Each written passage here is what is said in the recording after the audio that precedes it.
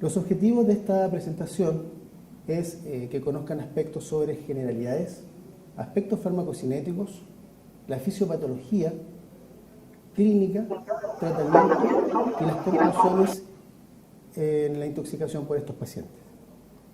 En cuanto a generalidades, les puedo comentar que los antidepresivos tricíclicos tienen múltiples indicaciones, entre ellas manejo del trastorno depresivo. Si bien es cierto, ha disminuido la indicación del manejo de trastorno depresivo, fundamentalmente porque requiere más dosis y los efectos colaterales muchas veces se dan a dosis terapéuticas, igual se sigue utilizando. Por otra parte, se utiliza en manejo de síndromes dolorosos, en pacientes con neuropatía periférica, pacientes con enuresis, pacientes con migraña y trastorno ansioso. Todos estos medicamentos tienen una estructura común, que es una cadena de 3 anillos. Un aspecto importante a tener en consideración es que constituyen una causa frecuente de intoxicación suicida acá en Chile, ocupando el segundo lugar después de las benzodiazepinas. Y son 2 aspectos fundamentalmente los que contribuyen a esto. Uno es el precio, lo cual no sobrepasa 1.000 pesos una cajita de amitriptilina, por ejemplo, y lo otro que todavía se sigue utilizando en la atención primaria. En cuanto a su farmacocinética, mencionar que la absorción es por vía digestiva. Estos alcanzan sus niveles plasmáticos en transcurso de promedio 6 horas, 4 a 6 horas, con dosis terapéuticas. La distribución es amplia, el metabolismo fundamentalmente hepático y se excreta por vía renal.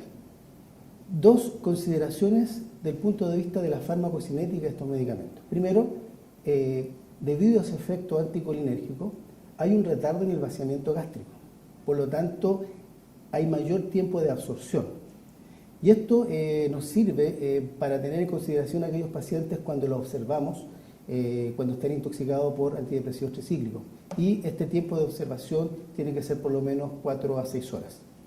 Otro aspecto a considerar es la distribución. La distribución es amplia. Si tomamos, por ejemplo, la amitriptilina, tiene un volumen de distribución de 5 a 22 litros por kilo y una unión a una proteína sobre el 96%. Para que se pueda, ¿no es cierto?, eliminar a través de una hemodiálisis un tóxico, un medicamento, tiene que tener ciertas características farmacocinéticas. Por lo tanto, estos 2 aspectos que yo les mencioné no cumplen con criterios para hemodiálisis. Por lo tanto, la indicación de hemodiálisis en los pacientes con antidepresivos tricíclicos no se realiza. Es decir, hemodiálisis no se realiza en los pacientes con intoxicación con amitriptilina. En cuanto a su fisiopatología, existen varios mecanismos. Uno, actúa inhibiendo la recaptación presináptica central de los neurotransmisores. Por otra parte, actúa como antagonista competitivo de receptores de serotonina, receptores GABA, receptores muscarínicos, como así también receptores H1, H2. Y finalmente también actúa bloqueando canales, como canales de sodio y canales de potasio. El bloqueo de canales de sodio se produce un retardo en la depolarización, es decir, aumenta el umbral de excitabilidad, prolonga la fase cero. Otro efecto que produce es la disminución de la velocidad de la conducción en la fibra Purkinje. Esto genera que en distintas fibras miocárdicas queden en diferentes periodos refractarios. Por lo tanto, facilita de esta forma que se produzcan mecanismos de reentrada y aparezcan arritmias. Finalmente, también produce una disminución de la contractilidad miocárdica, produciendo despresión miocárdica. En cuanto a la alteración electrocardiográfica que se van a producir al producirse este retardo en la depolarización, se va a producir una prolongación del PR, un ensanchamiento del QRS y una desviación del eje a la derecha. Por lo tanto, el bloqueo de los canales de sodio es el principal factor fisiopatológico y responsable de la cardiotoxicidad y severidad de la intoxicación. En cuanto al bloqueo de los canales de potasio, recordar que se produce un retardo en la repolarización, es decir, se produce una prolongación de la depolarización a través del mecanismo de postdepolarización precoz. Esto va a producir una prolongación del QT que finalmente, ¿no es cierto?, puede generar arritmias como torsión de puntas. En cuanto a la inhibición de la recaptación de los neurotransmisores, noradrenalina, serotonina, a nivel presináptico central, genera manifestaciones como hipertensión arterial transitoria, inicial, taquicardia y arritmias ventriculares, como así también agitación, delirio.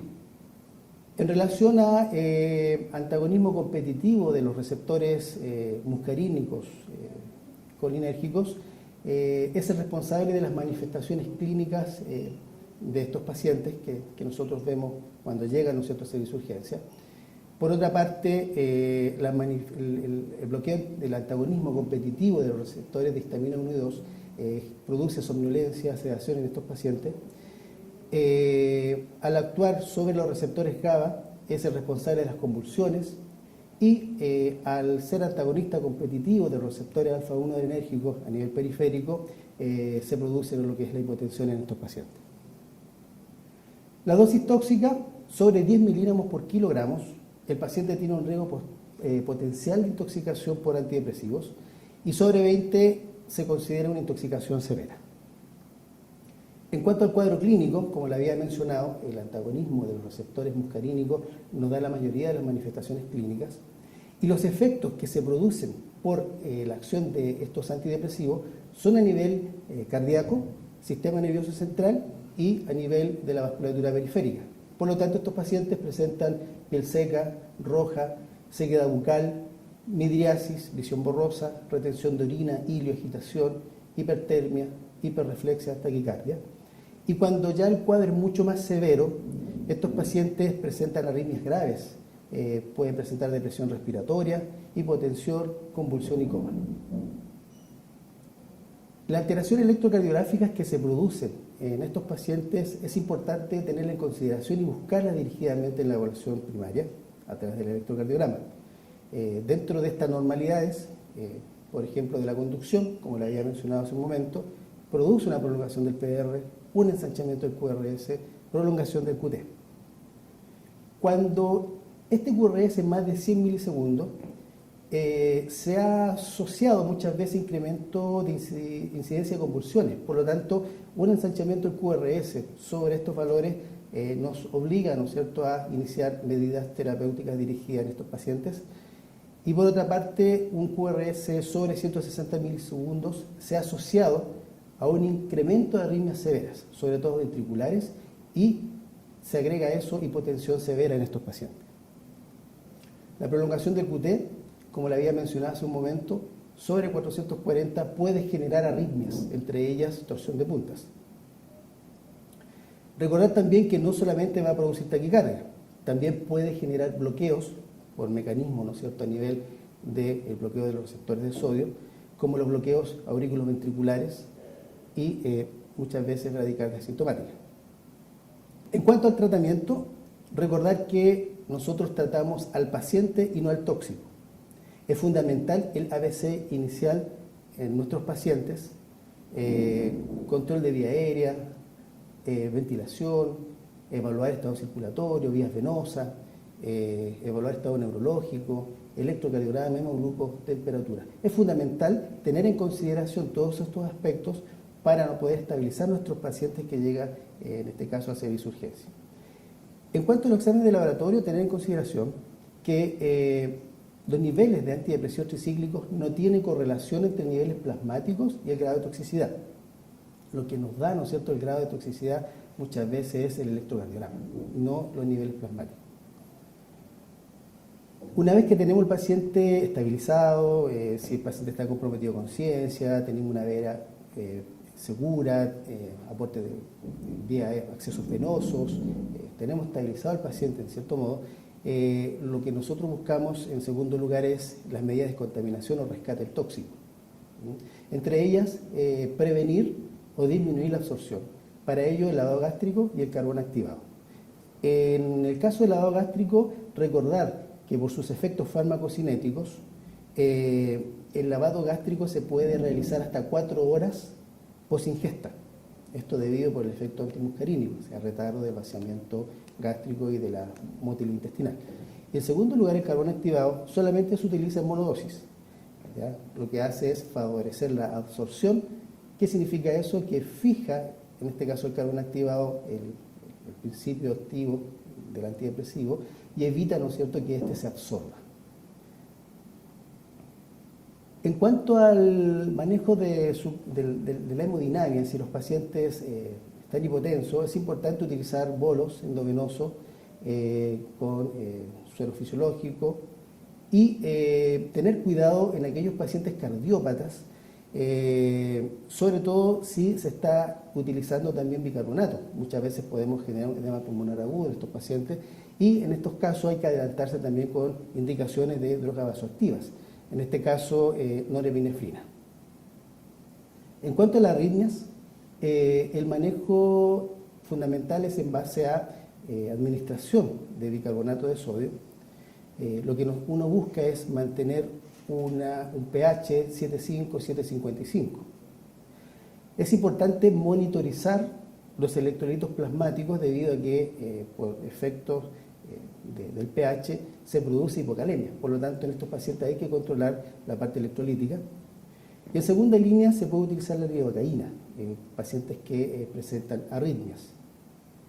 En caso de los bloqueos aurículos ventriculares, sobre todo segundo grado hacia arriba, está indicado el uso de sonda de marcapaso. En cuanto a las convulsiones, si el paciente presenta, ¿no es cierto?, un QRS más de 100, iniciando ya manejo con bicarbonato podemos evitar la presencia de convulsiones. Ahora, si el paciente ya está convulsionando, la indicación es benzodiazepina. Segunda línea, en caso de que no responda, se pudiera utilizar fenobarbital.